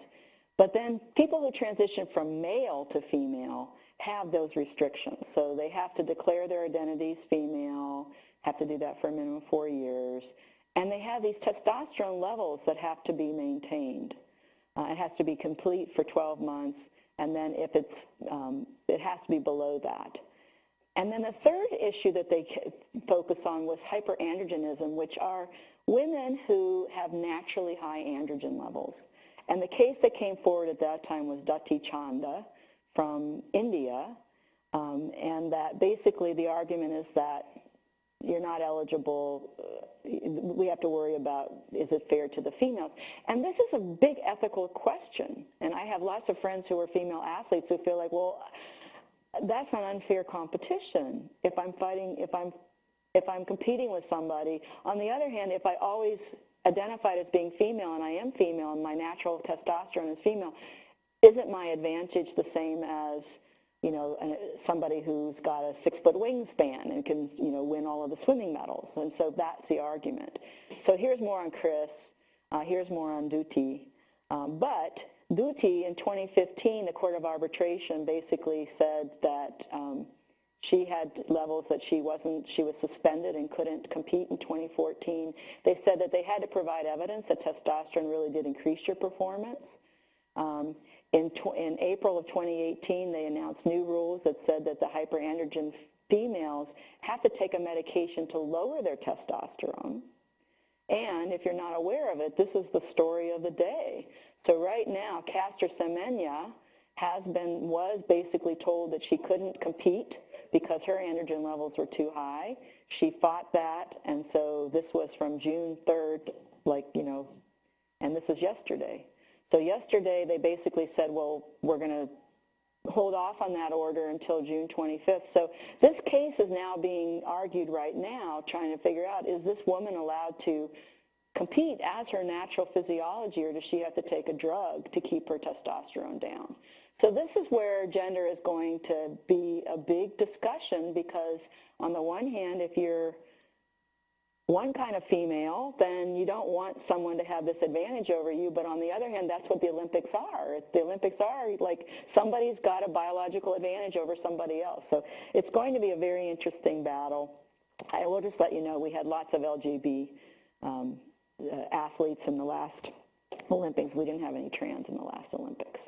So to just say something about trans, once Nicole started to take her hormones, her puberty blockers, she did want to transition on into being female. This is actually out of order, so I'll tell you first about trans men. So this is often called female to male. All of these terms are sensitive to people who really feel like, I am a man, and why do you say I'm female to male? But I was assigned, so birth assigned. If you start to take testosterone, you will increase your muscle mass, whether you're male to male or male to female to male. You'll redistribute your fat. You'll gain some weight and retain fluid. You'll have more veins, coarser skin. Fat is the subcutaneous fat under your skin is one reason we can't see veins in women. And also when older women, when you lose your estrogen, you lose a lot of that subcutaneous fat and you have really thin skin. So if you see older people, older women don't look like younger women. But in this case, you're losing that fat so you can see the veins. You start to get some acne in the first years. You have more sweating, kind of go through puberty all over again. You stop menstruating. You may change your libido. I'll show you a slide on that. You definitely alter your lipids, so your HDL goes down, your triglycerides go up, and you increase your red blood cell count. So testosterone does all of those things to men and to women. You will also get an enlargement of the clitoris, just like the Guava dolces get an enlarged penis with testosterone at puberty. Your voice will go down, and it won't come back up. This is actually an important issue. If you're counseling someone who's singing, you really have to figure out, how am I going to deal with, you really want testosterone, but you don't want to change your voice. So these are really hard issues that physicians who are working with trans patients are trying to work through. We can't not virilize everything. We don't know how to separate some of the testosterone effects. Increased facial hair. Some people will go get a male pattern baldness just like some men do, and it may change the breasts. For Nicole, who really wanted to have female development, you need to both get rid of testosterone. So you need to take an anti-testosterone, and you take estrogens and progestins. The permanent changes is sterility. So we do counsel everybody who's going into trans to save some sperm, even if you're pubertal. So kids are not thinking about, I want to have a baby. But, you better save some eggs now, or you better save some sperm now if you ever do. And so that's an important issue. There may be some development changes in the breasts. All of these things can go back, so gonadal size, muscle mass, fat, hair, unless you've already got male pattern baldness. You may need electrolysis. You can't get rid of all that hair in the face. Change in body odor. An interesting one is ocular lens, so there's actually some kind of estrogen effect on the lens. And just to let you know, you can be pregnant as a man. as a trans man. If you have not removed the organs, then you can go through assisted reproductive technology and become pregnant. Thomas Beattie's actually had 3 babies. And even though you may have removed the breasts, it's hard. Breastfeeding for females, chest feeding for trans men is challenging. But at any rate, this is a person, Trevor McDonald actually wrote a book about it. So these are just some sources to go and hear from people who have done this and what their experiences might be. And then to make the point about sexuality, this is trans women are in black, that basically before, so this is kind of a before and after, that the bottom line is that taking testosterone, I'm sure I'm going the right direction here, trans women. I'm going to get this wrong. In a nutshell, testosterone makes you have, increases your libido, and removing testosterone decreases libido. So basically, sex drive is going down if you're not taking testosterone. If you're getting it, and it goes up. So we do know that testosterone plays a big role in libido. Now, I want to make the point that this is not just a U.S. thing happening. Certainly the Netherlands is way ahead of us. But this is all over the world. So this is actually a PBS link of looking at thriving cultures all through history. And you can go to that site and see all of these. I'm just going to give you 2 examples. So one is probably the most famous one, which is the Hijra of India and Pakistan. So the Hijra basically have been around for a long time. They were referred to as eunuchs, and some are born intersex or with intermediate genitalia. Because of colonization or colonialization, they went from being kind of revered to being criminalized, and so they were decriminalized in 1952. But it's a culture that you should just know about. There's a great video of a Hijra that, if anyone's interested, I can send you the video of a wonderful interview they just got rights, they got new rights, and so there are people that are fighting for these rights in these countries all over the world. And in the Native American, I'm sorry, these slides all got messed up, but just to show you that there were 3 spirit people that we talk about, that the Zunis, the Mojaves, all the Native Americans had more than one gender. So it's something that we really are kind of recognizing this all over again. So now I'm going to go to something really different, and for the last piece of time we have here, and just make the point that where I'm very determined to get people to recognize that we have a lot of non-binary gender identities. We have lots of choices in terms of our gender identity, and it's not about genitalia only, but there is a lot of biology. So I kind of started out with the fact that men and women are different. There are at least 2 ends of a pole, or 2 poles on a spectrum. I think that biology is very much a spectrum. It's not just gender that's a spectrum, and maybe they're all multidimensional. I think gender is multi-spectrum. But we do need to understand that men and women are not the same, and that people falling in between are falling somewhere. They're overlapping on those Cohen-D curves that I talked about. That said, this is just looking at the top causes of death in women versus men. And so most of our data is very binary, if we get to even see it binary. So I'm fighting to get it at least. Let's look at women and men. Where we have enough, it's be really great to get more non-binary data, which people are finally doing. But we do know that the leading cause of death in men and women is heart disease. So this is where I spend most of my prevention focus. But that said, men have much higher rates than women once we age adjust them. Black women have much higher rates than white women, black men much higher rates than white women. So we need to go into the next intersectional frame and realize that we need to be looking at race, ethnicity, as well as sex and gender, which we now have a whole class called Gender, Intersectionality, and Global Health. But I want to point out that we have this idea that breast cancer is the leading cause of death in women. And it's very important. I work a lot with women with breast cancer. There's no question it's important, but it's not even close to the leading cause. And so why is that? Why is breast something that everybody sees that we've, the NFL wear pink on breast cancer day, and then they rape the women the next day. I mean, it's like, it makes no sense to me. So, sorry, yesterday I got a little bit too roused up by activists and global activists. So I'll get back to just being, accidents is something males die of a lot more. People want to say, oh, it's testosterone poisoning. Well, our society lets you take risks and encourages you to take risks a lot more than females. If you look at little kids, if a boy is walking on the top of a fence, it's like, oh, let's watch him. If a girl, you snatch her away, and she's not allowed to do that. So we have a lot of things that predispose males to accidents. And by the way, this is true all over the world. There's no country where men don't die of accidents at higher rates than women. So our society does promote that, whatever might be there because of testosterone, we certainly add to it. And then suicide is something that shows up high in males.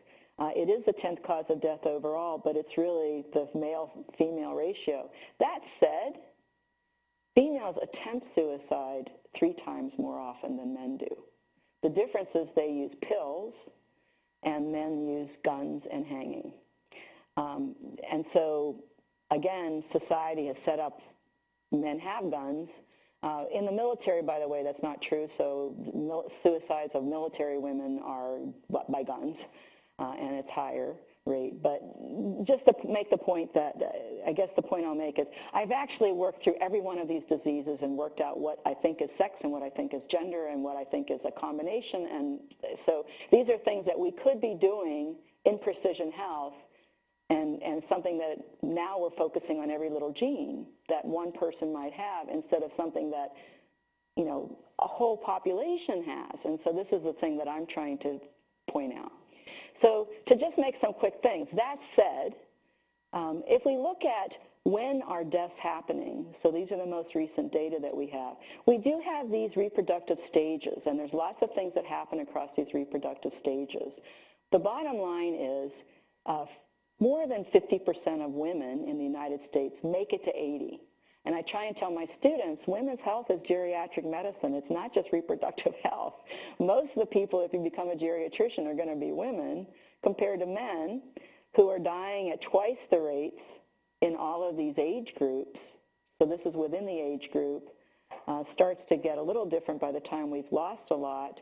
And to a large extent, this is just because the deaths have happened sooner. So life expectancy is totally dependent on, did you make it to 20? Did you make it to 40? Did you make it to 60? And that's something that we know in the whole world, that the reason that life expectancy is so low in some countries is they don't make it to 5.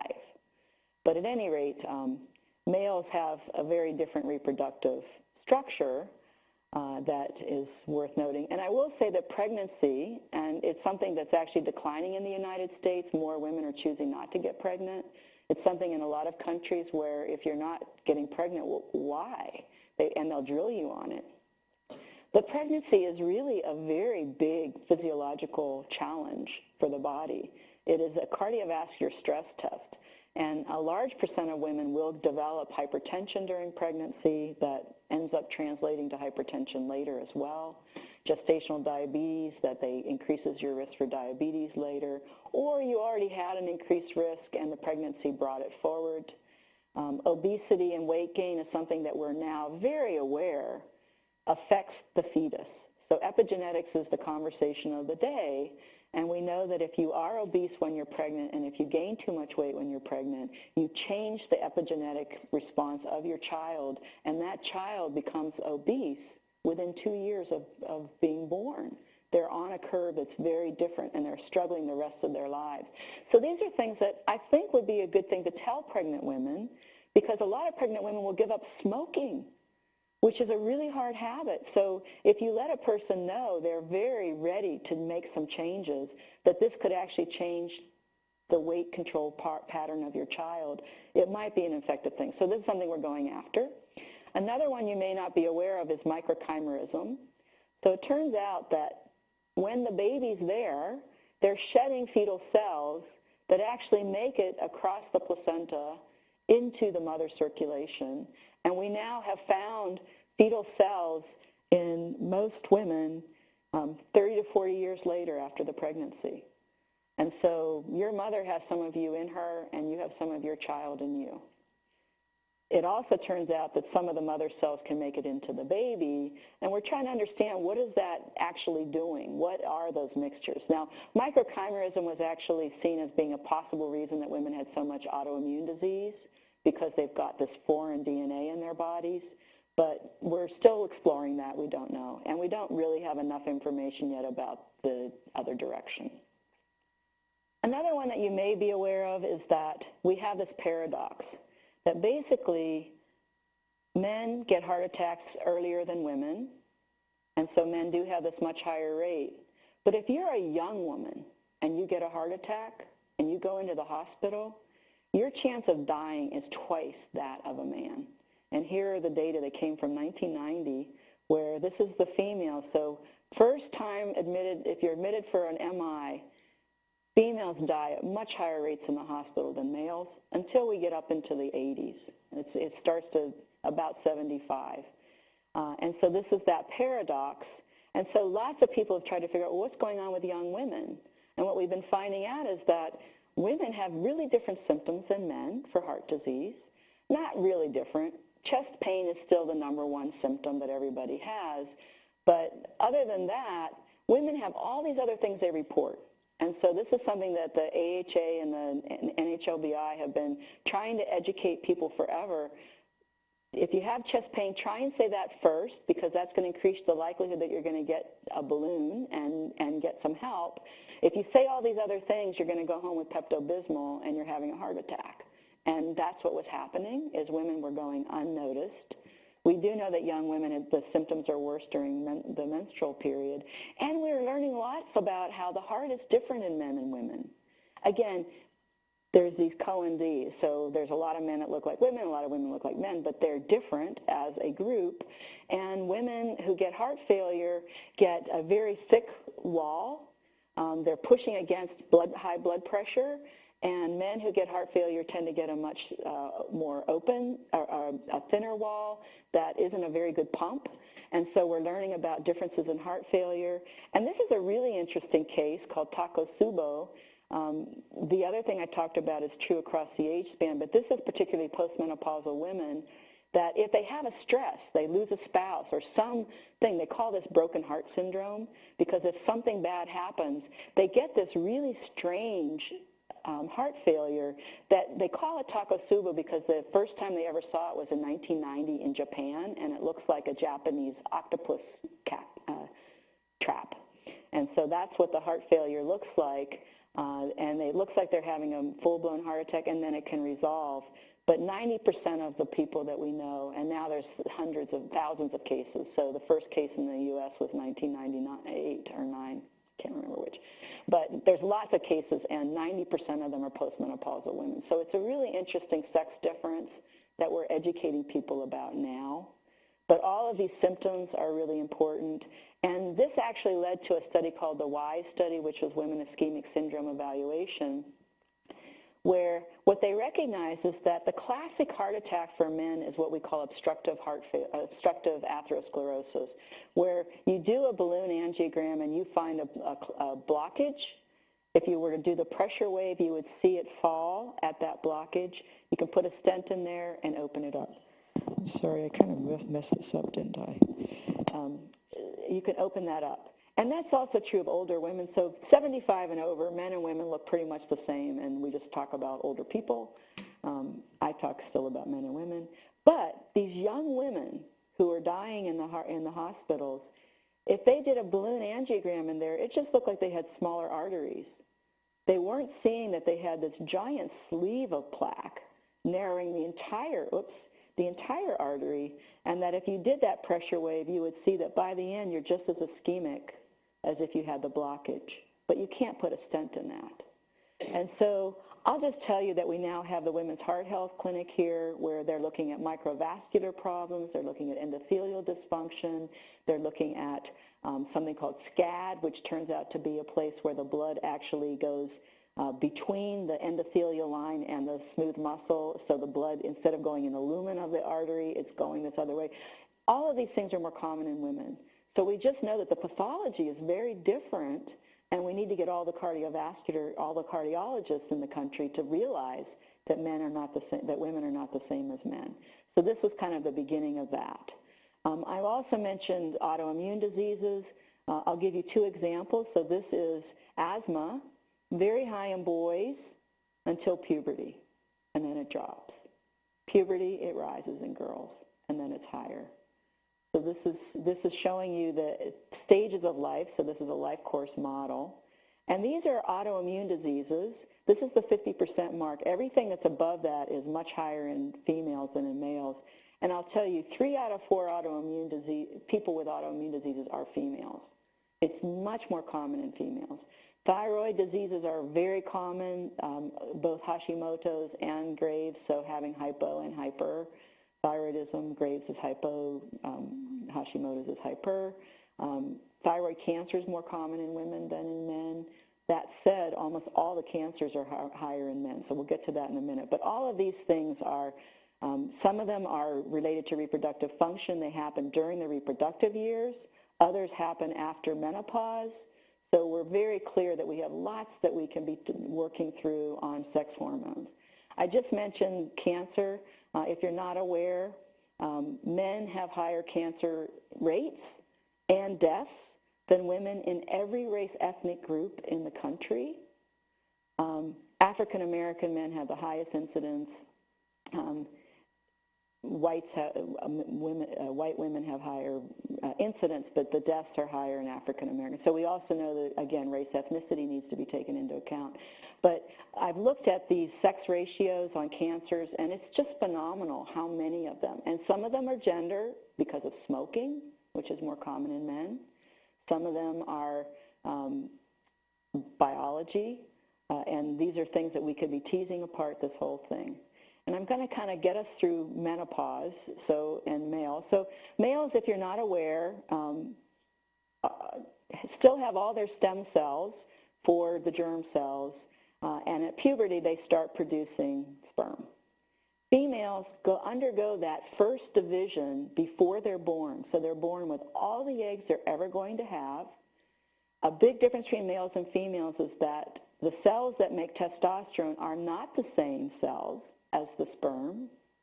The cells that make estrogen are the same cells as what makes the egg. So you're basically tied into your eggs in terms of your estrogen production. You're not tied into your sperm. They're separate. And so here's the female starting out with all these eggs that precipitously drop, actually even before birth, but they precipitously drop through life. And I need to put my arrows on this. Here's estrogen going down with them because the eggs are what produces the estrogen. By the time you're in this 35 to 39 group, you don't have too many eggs left. So this is a dilemma now because most women are waiting until they're 35 to get pregnant. And there's not too many eggs left. So it's going to be a lot of assisted reproductive technology coming along. And here's the 40 to 45 and the 45 to 51. After that, there's just no more eggs, and so if you want to preserve your eggs, you really should be thinking about it up here because there's not so many to preserve. But the important thing there is that once those eggs go down, you're going to go through menopause. And menopause is a problem for women. It's annoying. Hot flushes is something that I could do a whole talk on menopause, which I won't. I'll just basically say also your bones are really dependent on estrogen, so we basically go through a slow drop of our bone health. Bone mineral density is dropping for males as well, but they start out higher than females, and then females have this precipitous drop at menopause, at which point they just slowly decline like males do, but that means they hit their fracture threshold about 10 years earlier than men do, and they get severe osteoporosis. I have a big study called the osteoporotic fractures in men, osteoporotic fractures in men study, Mr. Oss. We've been studying osteoporosis in males, trying to get some data to look at males because now they live long enough that they're getting lots of fractures.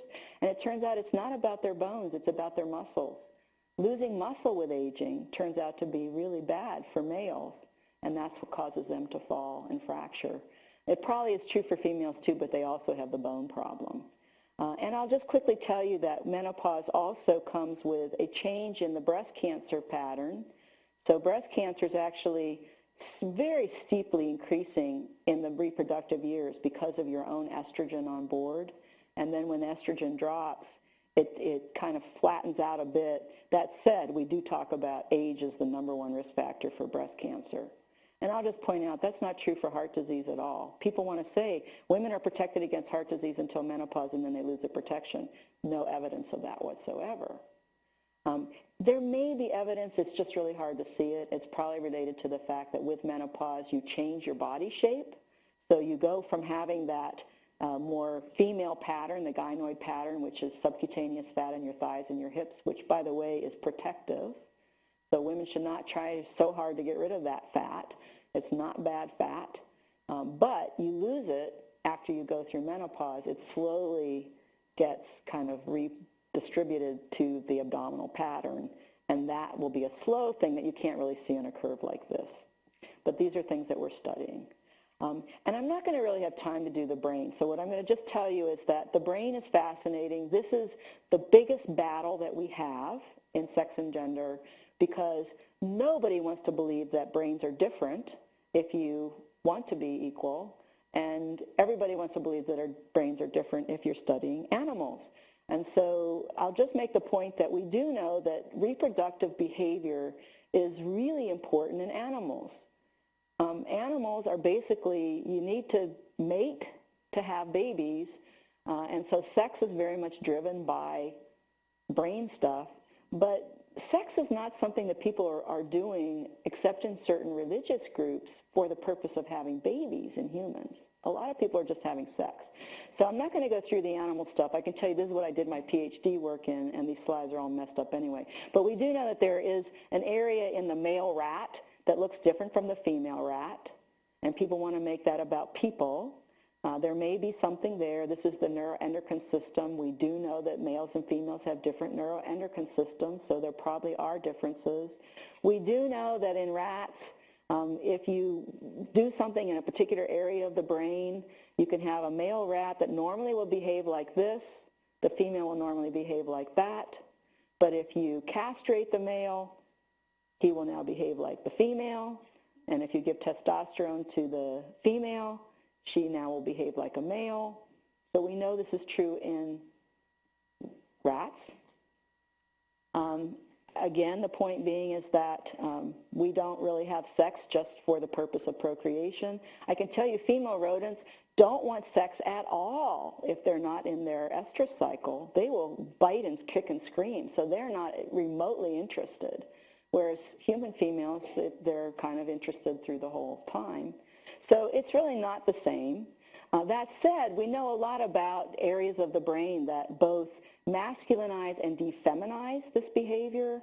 So we know that in the rats, we've got both things have to happen in two different areas of the brain. So it's all very fascinating.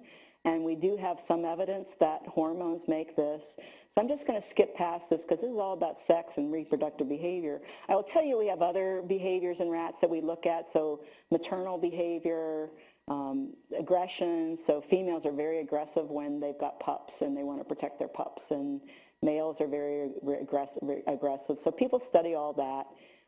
This is what the mouse brain looks like, and this is the human brain. I don't think we should be so focused on all the circuitry to talk about how humans behave. So that's my point. That said, I'll just let you know that this has been a passion for people. They love it. They love jokes about why women do this and men do that. Everyone laughs.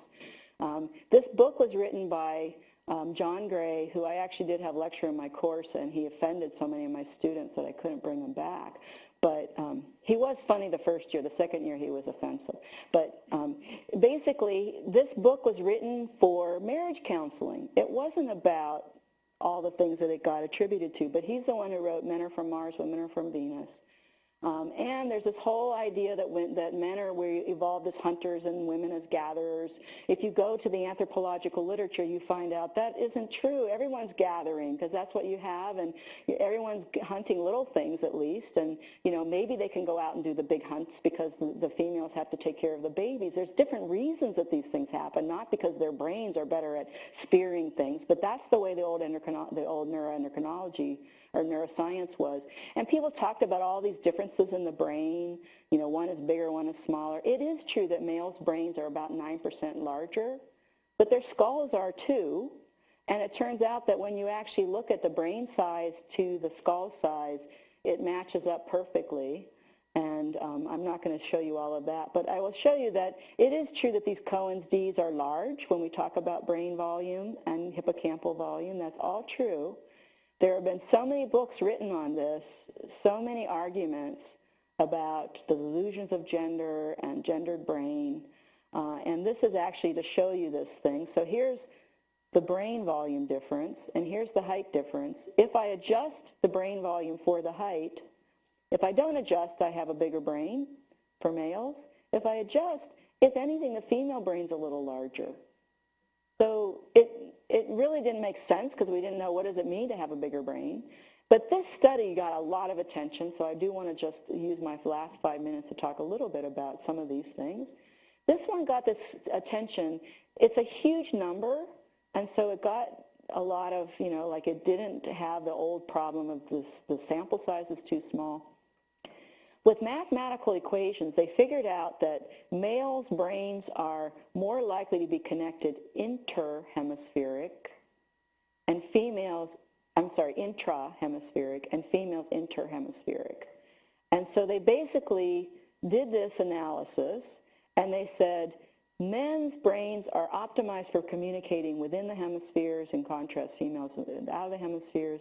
They then went on to say that this is why males are better at perception and coordinated action, the hunter, and this is why females are better at communicating, which is a myth, and we say this. So the question that I ask my students is, do the data really justify this?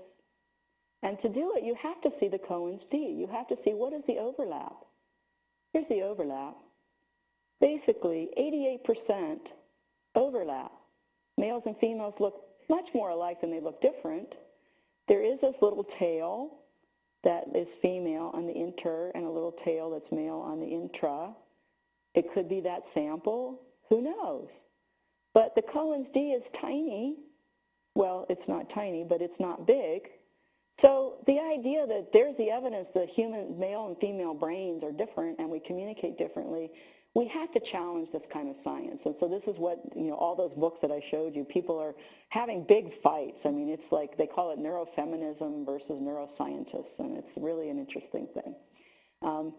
Diane Halpern has been looking at, Diane Halpern has been looking at sex differences in cognitive function, has come up with that, yes, we do have evidence that in our culture, and this is across the whole world now, that mental rotation does seem to be a little better in males than females, and females seem to be better at reading. Not large Cohen Ds for the reading, larger for the 3D.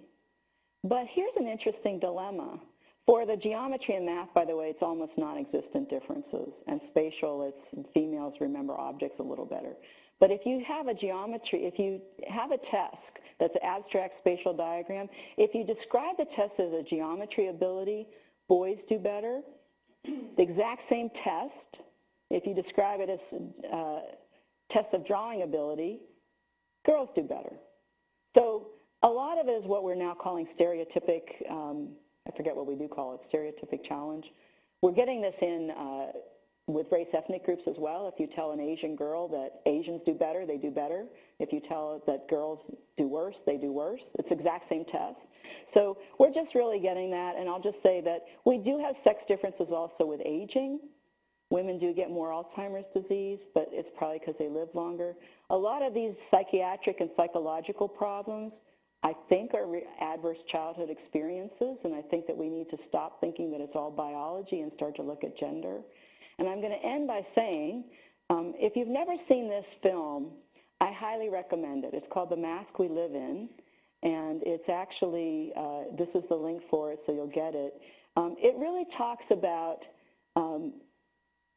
what we do to men in our society that I think is really harmful to men, and subsequently it's harmful to women. So I feel that all